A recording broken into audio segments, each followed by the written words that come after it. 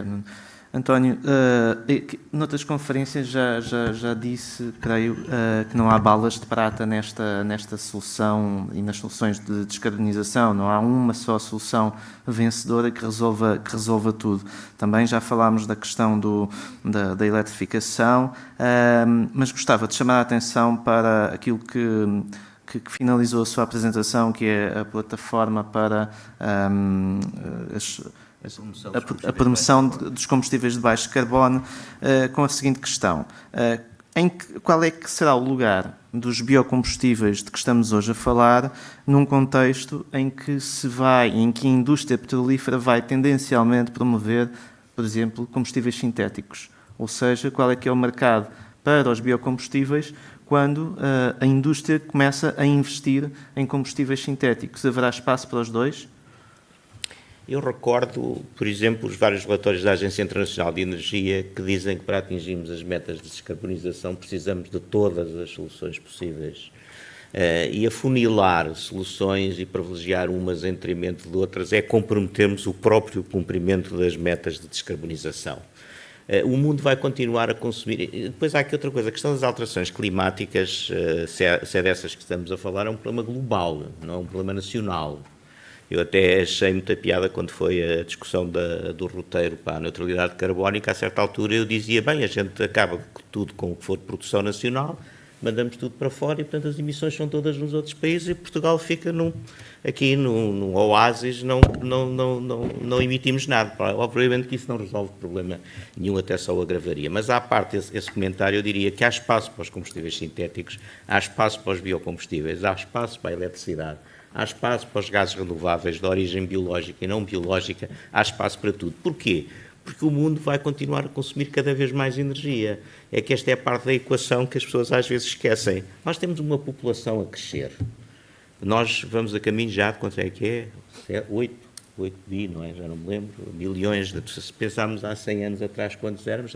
Há um crescimento exponencial da população, que abrandou um bocadinho nos últimos anos, mas continua com essa tendência. Há, felizmente, independentemente de não termos conseguido eliminar todas as bolsas de pobreza que existem, há um nível médio da riqueza da população mundial que vem aumentando e, portanto, acesso ao consumo e, consequentemente, acesso à energia, quer que é consumida para produzir bens de consumo, quer para a energia ela própria como um bem de consumo das famílias e das empresas. Portanto, perante este quadro de crescimento da energia, independentemente do esforço todo, que às vezes é negligenciado, de apostar muito na eficiência energética, porque efetivamente a melhor energia, como se costuma dizer, é aquela que nós não consumimos, e em paralelo com esse esforço de melhoria da eficiência energética, é preciso suprir as necessidades.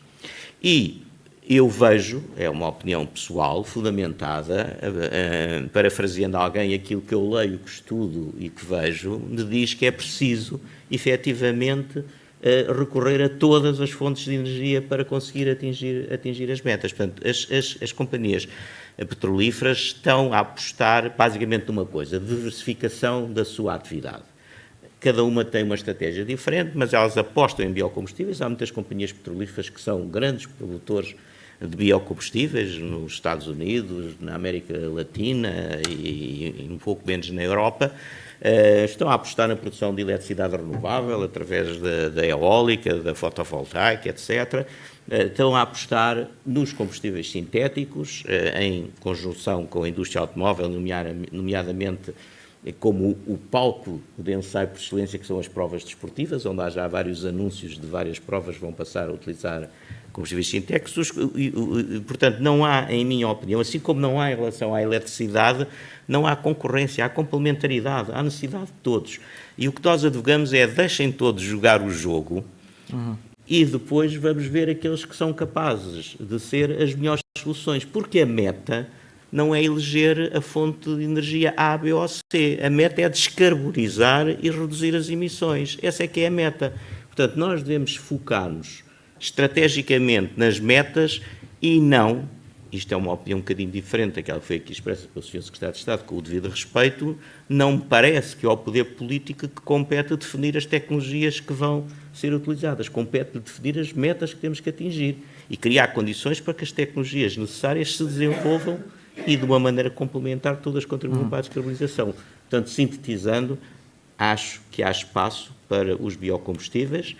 Há cada vez mais aposta nos biocombustíveis avançados, cada vez mais aposta na economia circular, com o aproveitamento de matérias residuais, como também haverá espaço para os combustíveis sintéticos. Nós estamos a falar em substituir, a longo prazo, 2050, 2060, 2040, depende dos países, todo o crude, todo o petróleo fóssil que é usado para produzir combustíveis líquidos por outras matérias-primas. E, portanto, para conseguir isso, vamos precisar de todos os biocombustíveis, assim como vamos precisar de todo o CO2 capturado e de todo o hidrogênio verde produzido para conseguir suprir as necessidades para manter os combustíveis líquidos, que não vou estar aqui a amassar-vos, mas têm, de facto, qualidades que são completamente incomparáveis com qualquer outro vetor energético, seja na forma de armazenamento e manuseamento, seja na sua portabilidade, seja até na continuidade da utilização das infraestruturas existentes, quer a nível de armazenamento, a nível de distribuição, a nível de postos de abastecimento, dos empregos que estão associados. Portanto, tem de facto toda uma série de vantagens. E outra coisa que ninguém aqui falou ainda, só para acabar, liberdade de escolha do consumidor, que é muito importante. Eu não posso obrigar os consumidores a escolher aquilo que eu quero. Portanto, foi errado quando o anterior Ministro do Ambiente sentenciou a morte dos carros a gasóleo até 2035.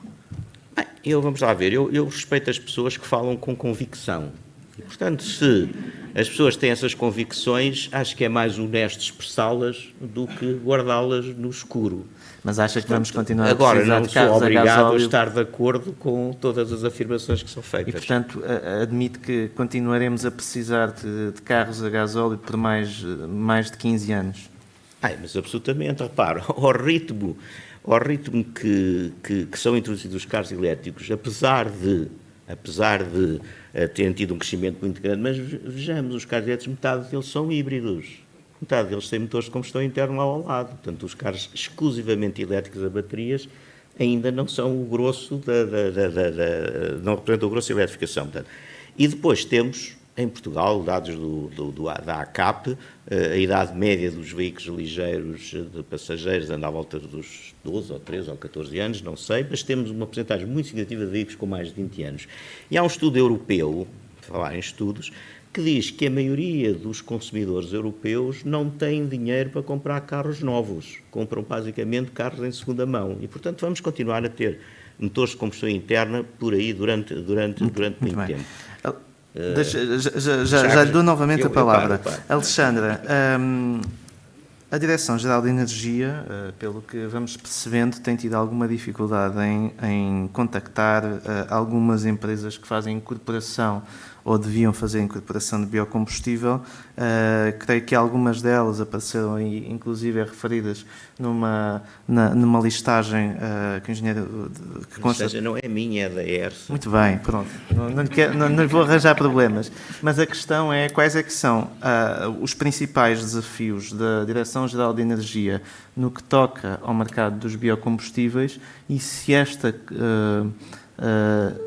dificuldade na cobrança e no contacto de alguns incorporadores é ou não uma dessas dificuldades maiores ou dos desafios maiores que a Direção-Geral enfrenta hoje? Efetivamente tem-se verificado na parte de alguns operadores a dificuldade de notificar algumas correspondências que a DGEG tem feito durante uns tempos, antes de voltar para a ENSE, a aplicação das compensações. Ela esteve durante um período da Direção-Geral de Energia e Geologia e realmente verificou-se nesses processos e noutros processos também de suspensão da SPN, dificuldade de notificar alguns operadores. E essa é a principal dificuldade ou vocês têm outros dossiês difíceis em mãos? Outra dificuldade que tem havido, e como também já foi referida, foi muitos dos processos acabam depois em tribunal. Uhum. Aliás, acho que são impugnados inicialmente, são... Uhum. Pronto, okay. E temos que aguardar. Ok. Nuno, eu creio que falou muito brevemente da questão, ou melhor, falou da questão do rastreamento dos biocombustíveis e isso também se liga com, penso eu, com a questão da fraude que já foi inclusivamente abordada no painel anterior. Na sua opinião, quão permeável este setor dos biocombustíveis é à fraude? Isso é uma questão extremamente complicada. Por isso é que coloco.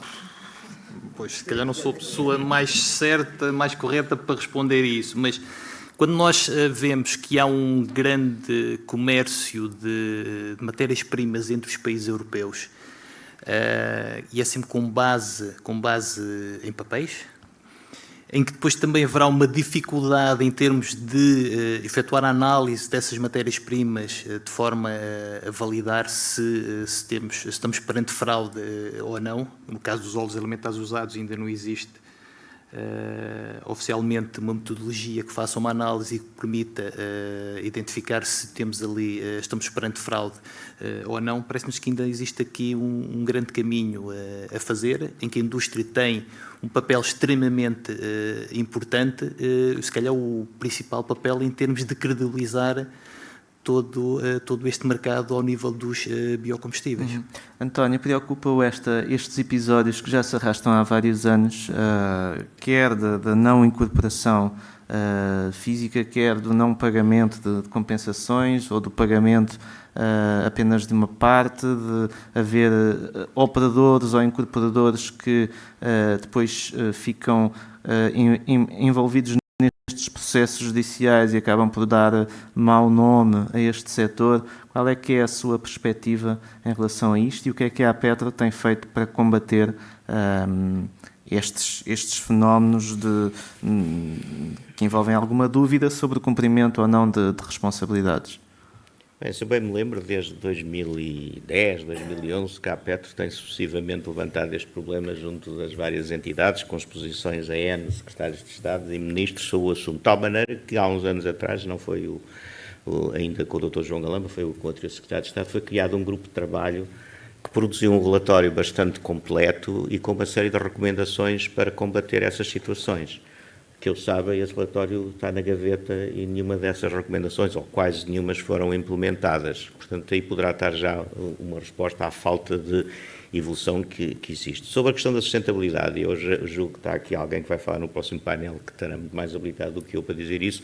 A única coisa que eu posso dizer do lado dos incorporadores é que todos os biocombustíveis que são incorporados em Portugal apresentam certificados de sustentabilidade. Isto é, e um dos critérios de sustentabilidade é exatamente não concorrerem com a cadeia alimentar, para além de outros. E, portanto, nós incorporamos produtos que os produtores de biocombustíveis nos disponibilizam, apresentando os respectivos critérios de sustentabilidade. Até porque, se assim não for, eles não contam para efeito das metas da inclusão de energias renováveis.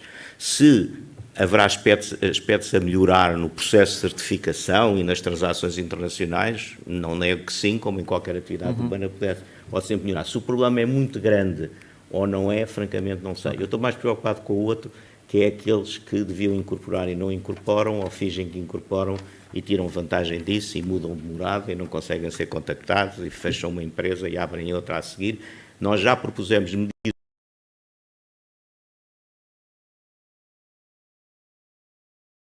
representantes da autoridade tributária, do Ministério, na altura, julgo que já de Ambiente e Ação Climática, ou da Secretaria de Estado da Energia, da Direção-Geral de Energia, julgo que houve várias entidades envolvidas nisso, produziu um relatório com uma série de alterações legislativas, coisas tão simples como caçar a licença de operação a quem não cumpre, enfim, uma ou duas vezes seguidas, e outro tipo de alterações que podiam ajudar. Portanto, nós só pedimos isso, peguem no relatório atual, que é capaz de ser em 70% ou 80% das recomendações, e implementem-no. Muito bem. Gostava de perceber se há alguém na plateia que gostasse de colocar alguma questão, e enquanto ganham tempo para pensar se gostariam de colocar alguma questão, coloco eu outra ao Nuno. Nos números que vemos de incorporação real de biocombustíveis em Portugal, têm andado abaixo das metas, dos objetivos. Uma parte disso, ou seja, a incorporação física real também é relativamente reduzida. E, portanto, quando consumimos combustíveis e quando abastecemos o nosso carro não estamos a pôr exatamente 11% de biocombustível, em parte porque há uma dupla contagem com títulos. Concorda com a existência de dupla contagem e com o mecanismo dos títulos de biocombustível? Acha que devíamos ser mais ambiciosos na exigência de volumes físicos de incorporação? É claro que devíamos ser mais ambiciosos. A questão da dupla contagem certamente foi para valorizar a utilização de matérias residuais. Eu também não sei quais são os valores em termos, os gastos, em termos, qual é o custo em termos de utilização de matérias residuais ou matérias virgens, mas certamente aí existe também um grande handicap e daí que a indústria muitas vezes prefira utilizar óleos virgens do que estar a utilizar matérias residuais. Aí assim existe ali um bónus por se utilizarem os resíduos. Mas é claro que o que seria ideal era, na realidade, incorporarmos a percentagem correta nos combustíveis fósseis. Bom, creio que não há questões da plateia. António, sobre esta questão dos títulos de biocombustível, fiquei com a impressão da sua apresentação de que discorda deste mecanismo ou que tem algumas objeções ao seu funcionamento. Não tanto, porque, vamos lá, um controle físico é praticamente impossível. Quer dizer, nós tínhamos que estar quase a cada caminhão cisterna que saísse de uma estação de armazenagem a fazer uma análise, que não é simples, nem imediata, para medir exatamente qual o conteúdo. Portanto, tem que haver, de facto, um mecanismo administrativo robusto que me permita fazer esse controle. Portanto, eu achei que a questão da dupla contagem, isso é que eu referi, tem o reverso da medalha. E o reverso da medalha é, de alguma maneira, incentivar a menos incorporação física. Portanto, não tanto, estou de acordo com foi criado esse mecanismo, a intenção é sempre boa. Foi efetivamente incentivar a utilização de matérias residuais. Mas, se calhar, isso pode ser feito de outras maneiras. Eu lembro, por exemplo, uma aberração que nós temos, que é, portanto, a fiscalidade. Nós pagamos um imposto sobre 1 litro de gasóleo ou de gasolina, independentemente da composição desse litro de gasóleo ou de gasolina. Portanto, eu posso comprar 1 litro de gasóleo que é 100% fóssil, pago um valor de ISP, um imposto. Se eu compro um litro de gasóleo que tem 5%, 6%, 7%, 10% de biocombustível, pago exatamente o mesmo valor de imposto. Portanto, há maneiras de incentivar. A revisão em curso, que eu tenho muitas dúvidas que se chegue a acordo devido à tal necessidade de unanimidade em todos os Estados-membros, aponta exatamente para uma diferenciação e passar a taxar os produtos com base no seu conteúdo energético e pelos níveis de emissões que produzem. Há muitos pormenores a acertar, mas o princípio parece-me correto, porque o atual é um imposto volumétrico, independentemente do conteúdo. Portanto, uma maneira, por exemplo, de incentivar a utilização de biocombustíveis podia ser pela via fiscal, que aliás já esteve em vigor em Portugal nos períodos iniciais, onde havia uma isenção parcial de ISP para os biocombustíveis. Agora há para os biocombustíveis avançados, apenas na forma de reembolso. Mas há maneiras que têm que ser estudadas, mas que são melhores, porque a dupla contagem para mim tem esse defeito, acaba por ser um contraponto à incorporação física real, porque eu cumpro a minha meta com as duplas contagens, já não estou preocupado em aumentar a incorporação física. E na prática o que o clima pede é mais incorporação de energia renovável física e não contabilística. Nuno, para terminar, o Governo anunciou uma redução do ISP para fazer face aos elevados preços dos combustíveis. Isto não tem que ver com os biocombustíveis ou com a incorporação de biocombustíveis, mas tem que ver também, ou pode ter implicações a nível do ambiente. Acha que vai haver mais consumo, tendência a haver mais consumo de combustível com a redução da carga fiscal que sobre eles incide, ou era absolutamente essencial para a sociedade e para quem não pode dispensar o uso da viatura particular, que houvesse mesmo esta redução de imposto sobre os combustíveis? Eu, nessa questão, é uma opinião mais pessoal e não da associação. É assim, ao preço que os combustíveis estão hoje em dia, Não me parece que, em termos do particular, estas pequenas variações façam assim tanta diferença no dia-a-dia. Já é difícil, estava-se a falar, o cidadão comum já tem grande dificuldade em substituir a sua viatura a viatura já, em média, já com bastantes anos.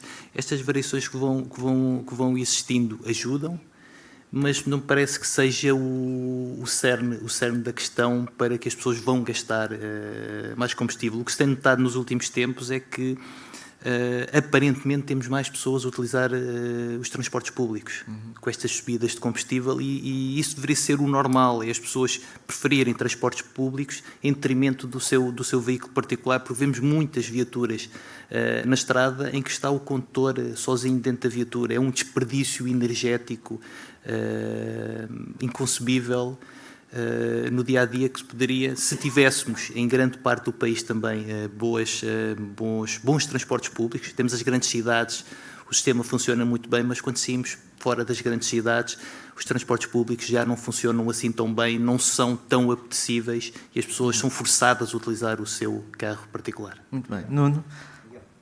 Paulo, força. Já agora também isto é um seminário que é relativamente pedagógico, portanto eu vou um pouco mais alto. E é uma questão de debate. E eu aprecio as preocupações que tem. Aliás, se nós não tivéssemos preocupações ambientais, não havia necessidade de associações ambientais. Portanto, acho que é importante trazer para cá isso. Há um reparo que eu tenho que fazer, é que, de facto, a palma em Portugal... está aqui, obrigado. Está-me aqui a esforçar. A palma em Portugal não é utilizada há muito tempo no fabrico de biodiesel FEM, ou seja, os nossos associados. Só era utilizado no passado por questões até de determinação europeia, por causa dos teores de iodo, e nós não poderíamos utilizar soja diretamente, tínhamos de utilizar a colza. Isso é uma longa conversa. Até porque, como sabe, o óleo de palma congela a 14 graus, 15 graus, e o biodiesel de palma congela a 8 graus, portanto nem sequer é adaptável à nossa situação. É utilizável sim biodiesel, mas para países mais quentes. Portanto, aqui em Portugal não é um tema. Os óleos vegetais são importantes ser utilizados nos biocombustíveis, faz parte também de alguma economia circular, porque são subprodutos da indústria da fábrica de rações para animais. Aliás, em 2021, quando nós tivemos uma quebra no consumo de biocombustíveis, de repente os produtores de farinhas de soja ficaram sem espaço para armazenar o óleo, porque não havia consumo de óleo. Se amanhã desaparecer os óleos vegetais, é a indústria da fileira das rações que deixa de ter capacidade para fabricar rações para animais. Portanto, é toda a fileira da carne, do leite, dos ovos, das proteínas todas que vêm da soja. E a soja vem da deflorestação amazónica, essas coisas todas. Isso também tem a ver com as pessoas que comem tofu e vegan e essas coisas todas. Agora, de facto, toda a sustentabilidade ambiental, e o engenheiro António Cumprido falou disso, tem a ver com tudo e todas as preocupações que foram manifestadas, e com razão por parte dos ambientalistas europeus, e hoje em dia estão a ser absorvidas por toda essa questão toda dos títulos de sustentabilidade. Portanto, quando está sempre a falar na questão dos óleos vegetais, se nós não utilizássemos óleos vegetais, não havia fabrico de rações em Portugal. E eu sei como é que as coisas iam viver cá em Portugal sem esse fabrico. Portanto, há, de facto, em Portugal, hoje em dia, não vejo grande preocupação, porque, aliás, pelo NEG, a última que eu vi do trimestre, estamos a falar em perto de quê? Não chega a 20% de incorporação de óleos vegetais virgens. Portanto, e esses óleos vegetais virgens são essenciais para o fabrico da farinha de soja e da farinha de colza. Portanto, é só para descansar naquela questão de estar sempre a bater nos óleos vegetais, que hoje em dia essa situação está ultrapassada, e bem, porque de facto não há essa dependência nos óleos. Aliás, não estou a falar sequer da questão dos biocombustíveis a partir de amido, que isso é um crime ecológico e é um crime alimentar, mas isso, ainda bem que não tocamos nesse assunto, que não tem nada a ver aqui com a parte dos biocombustíveis. Muito obrigado, Miguel. Obrigado eu, Paulo. Obrigado à APPB pelo convite que me fez para moderar este painel. Obrigado também ao António Cumprido, ao Alexandre Nicolau e ao Nuno Forna pela participação no painel.